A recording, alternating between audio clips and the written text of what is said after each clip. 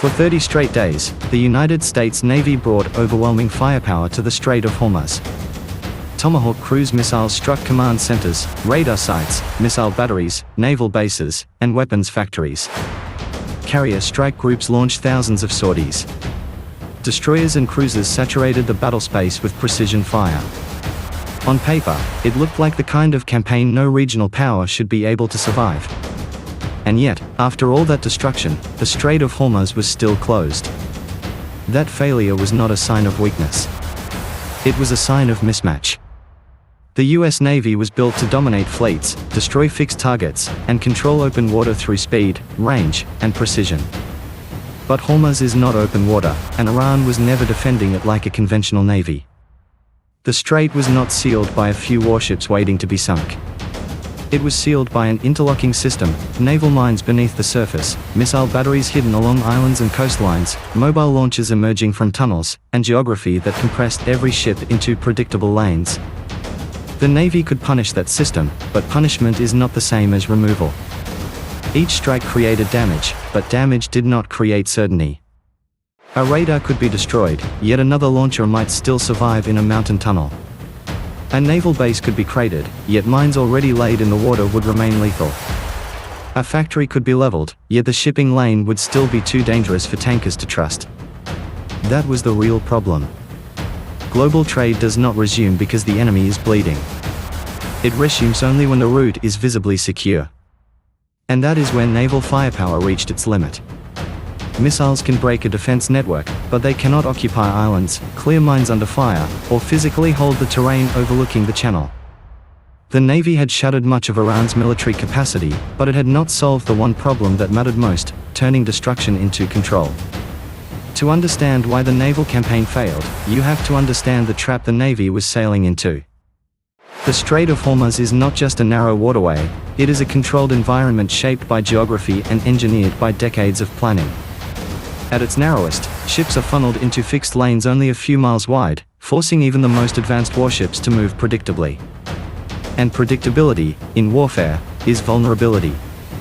Iran did not rely on a single layer of defense. It built a system designed to absorb damage and continue functioning. The foundation of that system lies beneath the surface, thousands of naval mines scattered across key transit routes. These are not active weapons that need guidance or coordination. They are passive, patient, and already in place before the first shot is fired. A destroyer can intercept missiles, but it cannot neutralize a minefield while under threat. Every movement becomes a calculated risk, and every delay slows the entire operation. Above the water, the danger multiplies. Strategic islands positioned along the strait act as forward operating bases, equipped with radar systems and anti-ship missiles that cover nearly every approach. These positions are not easily removed. Many are reinforced, hidden within terrain, or connected to tunnel networks that allow launchers to appear, fire, and disappear before they can be targeted. Even when detected, the time window to strike them is often measured in seconds. Behind these forward positions lies the mainland, hundreds of miles of coastline filled with additional missile batteries, mobile units, and hidden infrastructure. Destroy one node, and another takes its place. This creates a layered defense where no single strike delivers a decisive result. The result is a battlefield where control is constantly contested. The Navy can suppress, degrade, and disrupt, but it cannot eliminate every threat at once. And as long as even a fraction of that system remains active, the strait remains too dangerous to open. The trap is not a single weapon or position, it is the combination of environment, preparation, and persistence, working together to deny access without ever needing to win a traditional battle. As the campaign continued, the United States Navy began to achieve what it was designed to do. Radar systems went silent under relentless anti-radiation strikes. Fixed missile silos were penetrated and destroyed by bunker-busting munitions. Iranian naval vessels were hunted down and sunk, removing any conventional threat at sea. Weapons factories were reduced to rubble, cutting off future production.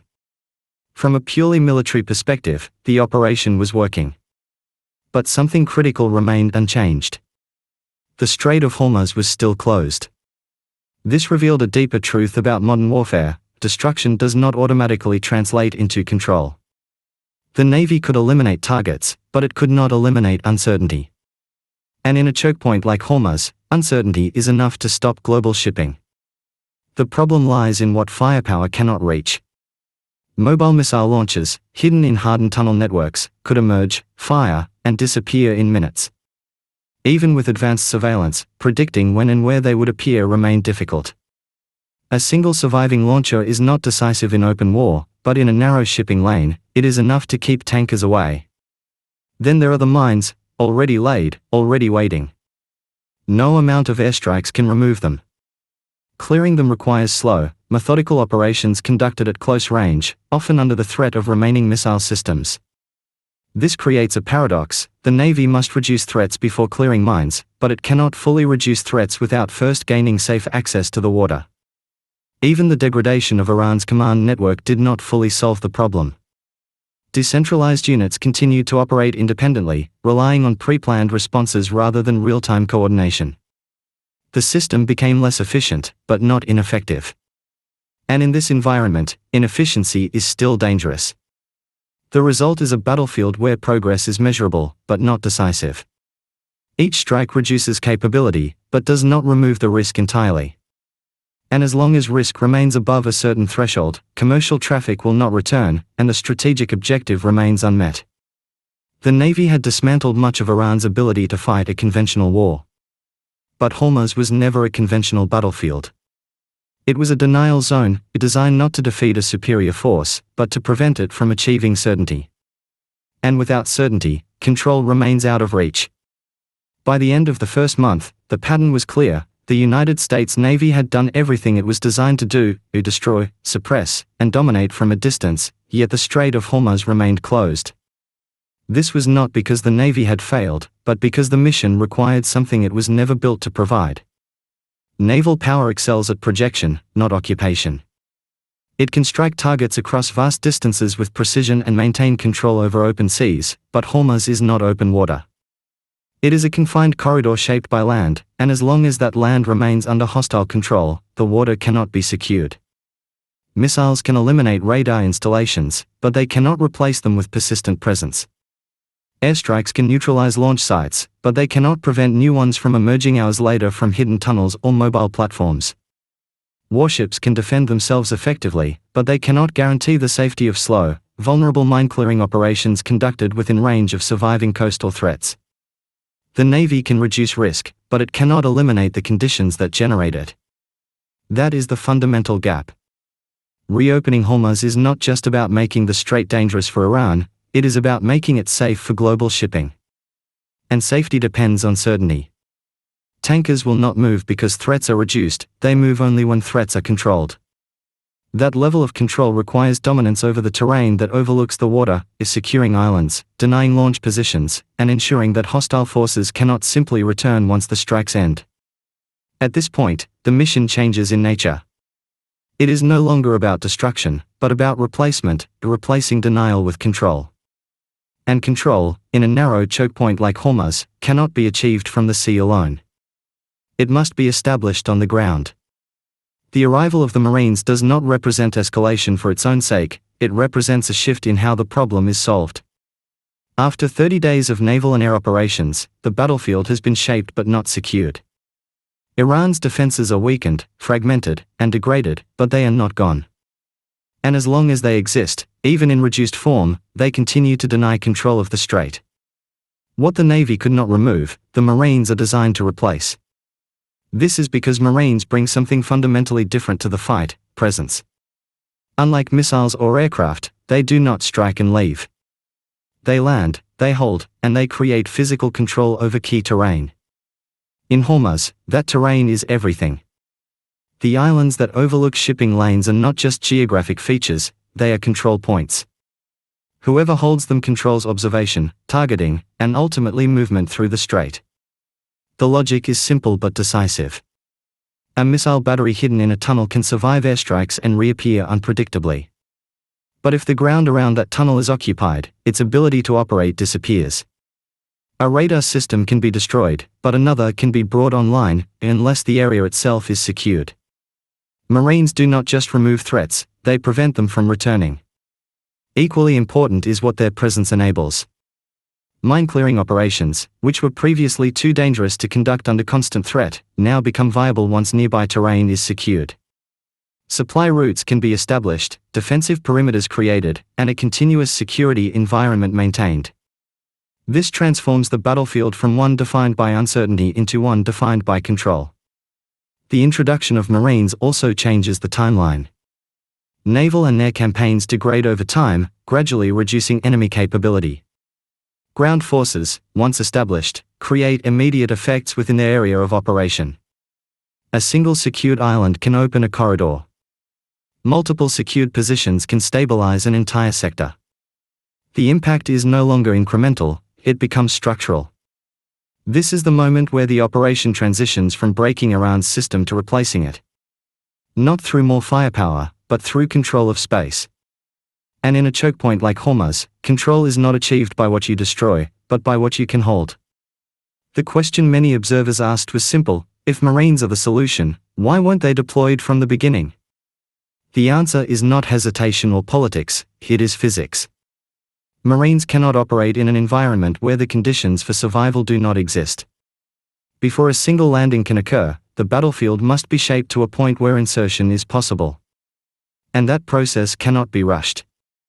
An amphibious or airborne assault is not just about getting troops to the ground. It is about getting them there alive, with enough support to sustain operations. If Iran's air defenses were still intact, any transport aircraft approaching the islands would be exposed. If radar systems remained active, landing zones could be targeted before troops even touched down. If anti-ship missiles were still fully operational, the ships carrying those Marines could not safely approach the region at all. This creates a strict sequence. Air defenses must be suppressed before aircraft can operate freely. Missile networks must be degraded before ships can close distance. Naval threats must be eliminated before logistics can be sustained. Each step enables the next, and skipping one risks failure of the entire operation. The 30-day campaign was not a delay, it was the prerequisite. There is also the issue of timing. A landing force is most vulnerable in the moments before and during insertion.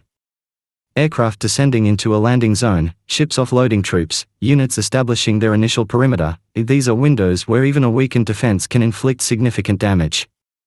If those windows are not controlled, the operation can fail before it truly begins. What changes after those 30 days is not just the level of destruction, but the level of risk. Iran's air defense network is no longer fully functional. Its naval forces are no longer capable of contesting the sea. Its missile capabilities, while still present, are reduced and increasingly difficult to coordinate. The battlefield has been compressed to a point where Marines can enter with a reasonable expectation of survival and success. In other words, the delay was not about waiting, it was about transforming the environment. Because in a place like Hormuz, you do not send forces into a contested zone and hope they succeed. You reshape the zone until success becomes possible. For decades, Iran built its entire coastal defense strategy around a single assumption, that any invasion would come from the sea. Warships would approach the coastline, landing craft would emerge, and Marines would storm the beaches under fire. Every layer of defense, mines, anti-ship missiles, fast attack boats, it was designed to stop that scenario. Block the water, and you block the invasion. It was a logical system, refined over 40 years. But the Marines arriving at Hormuz are not coming from the water. They are coming from the sky. This changes everything. Instead of moving slowly through mined waters and exposed shipping lanes, insertion happens at altitude and speed. Aircraft launch from hundreds of miles away, fly above the layers of defense built to stop surface threats, and approach from directions that are far less predictable. The battlefield is no longer limited to the narrow corridor of the strait, it expands vertically, bypassing the very obstacles Iran spent decades preparing. Speed becomes the critical factor. Traditional helicopters, which Iran's defenses were calibrated to intercept, move at predictable speeds and altitudes, giving defenders time to react. But faster, higher-flying aircraft compress that reaction window dramatically. What was once minutes of warning becomes seconds. And in those seconds, defenses struggle to activate, coordinate, and respond effectively. This is not just a technological shift, it is a structural one. Iran's defenses remain in place, but they are now oriented toward the wrong dimension of the battlefield. Mines still sit beneath the water, missiles still point toward the horizon, boats still wait along the coast, but the attack is no longer coming from those directions. The result is a mismatch between preparation and reality. For the first time in the operation, the United States is not just degrading Iran's system, it is bypassing it. And bypassing is more powerful than destruction, because it renders entire layers of defense irrelevant without needing to eliminate them. This is the moment where the rules of the engagement change. Not because one side suddenly becomes stronger, but because the way the fight is delivered no longer aligns with how it was designed to be stopped. At this stage, the conflict stops being about total numbers and starts being about positioning. On paper, Iran still holds a massive advantage, tens of thousands of troops spread across its southern coastline and islands. Against that, only a few thousand Marines are moving into the region. But warfare is not decided on paper. It is decided at the point of contact. Iran's strength is also its weakness. Its forces must be distributed across hundreds of miles of coastline, multiple islands, and critical infrastructure points. They cannot concentrate without exposing other areas. They must defend everywhere, because they do not know where the attack will come. And in trying to cover everything, they dilute their strength at any single location. The Marines operate under the opposite principle. They do not spread out, they concentrate. They choose the time, the location, and the objective. When they land, they do not face the full weight of Iran's numbers. They face only the local garrison, often a fraction of the total force. What appears as a numerical disadvantage at the strategic level becomes a local advantage at the tactical level. This is where mobility becomes decisive. Amphibious ships can reposition, aircraft can redirect, and forces can be inserted where resistance is weakest or least prepared. Iran cannot match that flexibility. Its forces are fixed, reactive, and constrained by geography. Once a landing begins, the defenders on that island or section of coastline are effectively isolated. Reinforcements are slow, uncertain, or impossible under contested air and sea conditions. The equation flips in a way that is not immediately obvious. A force that appears outnumbered becomes dominant at the point of attack. A defender with more troops overall finds itself outmatched where it matters most. This is not about bravery or equipment, it is about geometry and timing. And once that shift happens, momentum follows. A secured position becomes a foothold. A foothold becomes a corridor. And a corridor begins to turn denial into access. After 30 days of sustained strikes and suppression, Iran's defense system is no longer intact, but it is not gone. It has been reduced, fractured, and weakened, yet the elements that remain are the ones hardest to eliminate. The integrated air defense network has largely fallen silent, with radars either destroyed or forced into hiding. Without reliable air coverage, Iran's ability to contest the sky has diminished significantly. Its surface navy has been pushed to the seabed, removing any conventional maritime threat. Weapons factories and supply chains have been heavily damaged, limiting the ability to replenish missiles and drones over time. But what remains is what matters. Mobile missile launchers still exist, operating from hidden tunnel networks and emerging unpredictably. They are fewer, but not irrelevant. In a narrow choke point, even a small number of functioning launchers can maintain risk. Fast attack craft, though reduced in number, continue to operate in dispersed groups, relying on speed and surprise rather than coordination. They cannot win a direct engagement, but they can still disrupt and delay. Then there are the mines, unchanged, unmoving, and still lethal. Unlike other systems, they do not degrade over time unless actively cleared. They remain in the water, defining where ships can and cannot move. And clearing them is still a slow, exposed process, even with reduced threats around them. Subsurface threats also persist. Small diesel-electric submarines, designed for shallow waters, may still operate with limited endurance. While their ability to sustain operations is constrained, their presence alone forces caution. In a confined environment, uncertainty about what might be below the surface is enough to influence every movement. Perhaps most importantly, the command structure that once connected these elements has been disrupted. Units that once operated as a coordinated system now act more independently. Communication is slower, less reliable, and often improvised. This reduces efficiency, but it does not eliminate resistance. A fragmented defense can still fight, it just does so unevenly. What emerges is not a fully functioning system, but a collection of surviving threats. Individually, each one is manageable. Together, they maintain enough pressure to prevent complete control. The battlefield has shifted from a structured defense to a residual one, the less organized, but still dangerous. And that is the final challenge. Not defeating a system, but dealing with what remains after it breaks. At this point, the operation reaches its final transformation. For weeks, the focus had been on destruction, breaking Iran's defenses, degrading its capabilities, and reducing its ability to contest the strait. And in many ways, that objective was achieved. The air defenses are weakened, the navy is gone, the command network is fractured, and the supply chain is collapsing. But none of that, on its own, reopens Hormuz. Because destruction is not the same as control. The Strait of Hormuz does not operate on assumptions, it operates on certainty. Oil tankers, commercial vessels, and global trade do not move because threats are reduced. They move because the environment is controlled, predictable, and secured. Even a small, surviving threat is enough to stop that movement. And that is why the mission could never end with missiles alone. This is where everything comes together. Marines securing the islands remove the observation points that once dominated the shipping lanes. Mine-clearing operations, now protected by forces on the ground, begin to open safe corridors through the water.